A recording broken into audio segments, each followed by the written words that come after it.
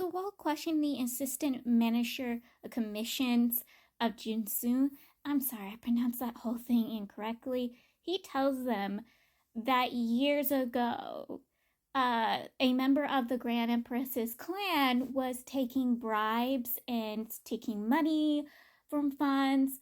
He was also giving bribes. Like, it was a whole situation. Like, bribes and funds were just going everywhere. Like, it was a mess.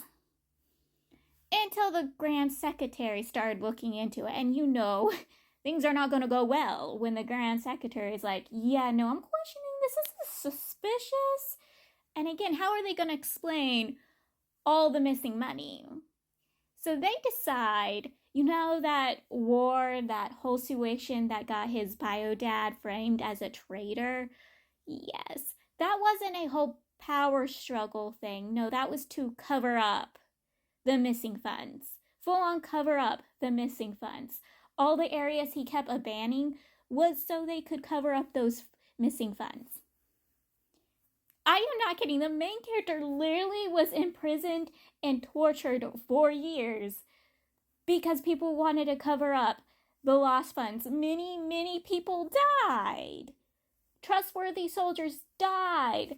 So some high officials, some nobilities could hide the fact that they stole funds and were causing bribes. Like, I wanted to throw hands when I read that. I fully wanted to throw hands.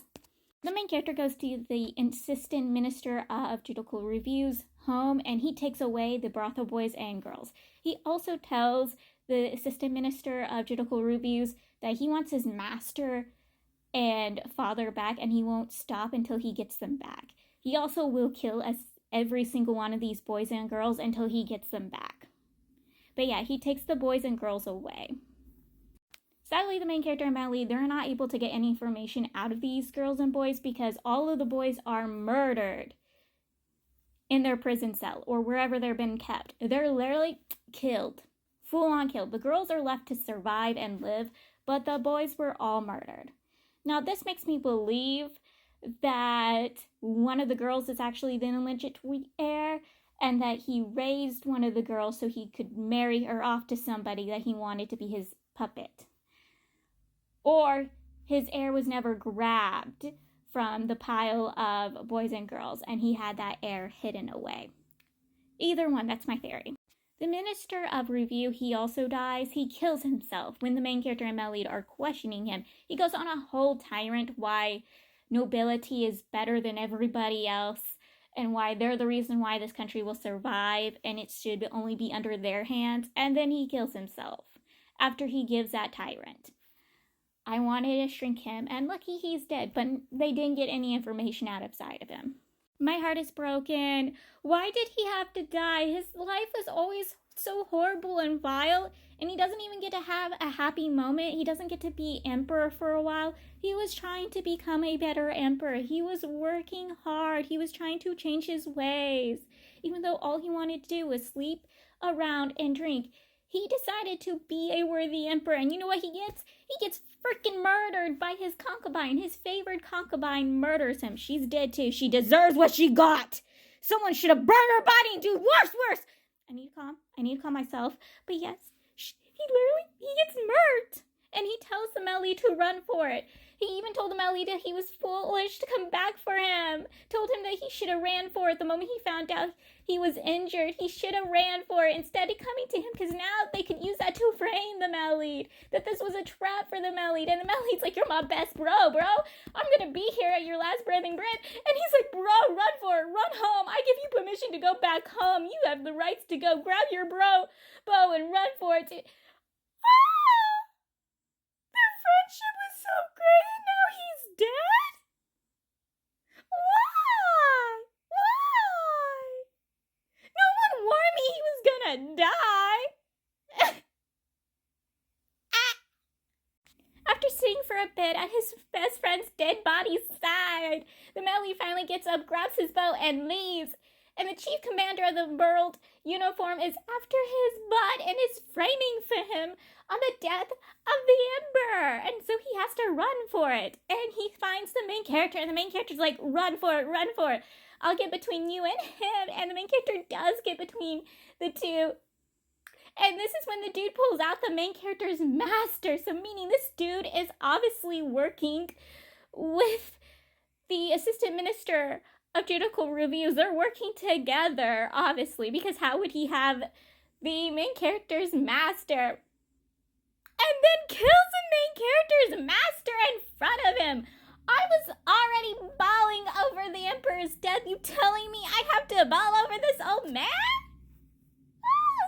Obviously, the male lead doesn't leave the main character, grabs the main character, and runs off with him. But like, why? This man deserved to have a happier ending, just like the Emperor. Like, he spent 20 years pretending he had gone crazy. And when he finally has a hope to live his days with his student and his student's adopted father, he gets murked? What? And then you got Empty Expense, who has been dealing with the whole war and fighting till the death. Like, this man is miserable. They don't have any provisions because, again, the provisions were freaking screwed around with and effed around with. And so his men and him are literally at the brink of death, are trying their best to keep this kingdom safe, and they're just repeatedly suffering because the kingdom keeps giving them the big middle finger. That he finally just goes, F you, and leaves his post with his men. He just takes his title, goes, throws it, and then goes, F all of you, I am leaving, I quit my post. Like, good for him, though. Honestly, good for him. But, like, this man was drove to the brink that he finally just gave up. Look at him. Look at Empty Expense. Look how much he's suffered. This man looks like he just wants to walk off a building. Like, give these men a break. Give these poor babies a break. Sound of Bamboo, she's informed that he has basically abandoned his post, and she does not believe it because she would never believe he would do something like this.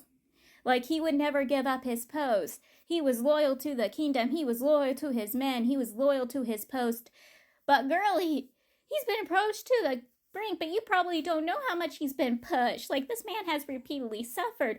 What happened to all the rewards that the male lead had asked the Emperor to send to them? Where were they all? Again, they were probably shoved around, effed around, and never got to the actual people we're supposed to go to. Like, this is just a mess. Like, everyone is just suffering. The main character doesn't even get time to mourn over the death of his master because him and the male lead have to run for their lives. They have to run for their lives with the Imperial Army because the male lead, him, and the rest of the Imperial Army is being literally framed for the Emperor's death. Well, the Empress Dongran gets to take the throne. She's literally sitting on the throne with the help of the chief commander of the Imperial Army because she decided to take arms with him. She decided to put herself in his pockets. This is going bad. Like, I was freaking out at this point. Like, I am terrified. Also, supposedly, the chief commander of the World uniform has his own heir. But I think the heir he's talking about is the same heir the assistant minister of judicial reviews has, or he has his own heir and they both have separate heirs.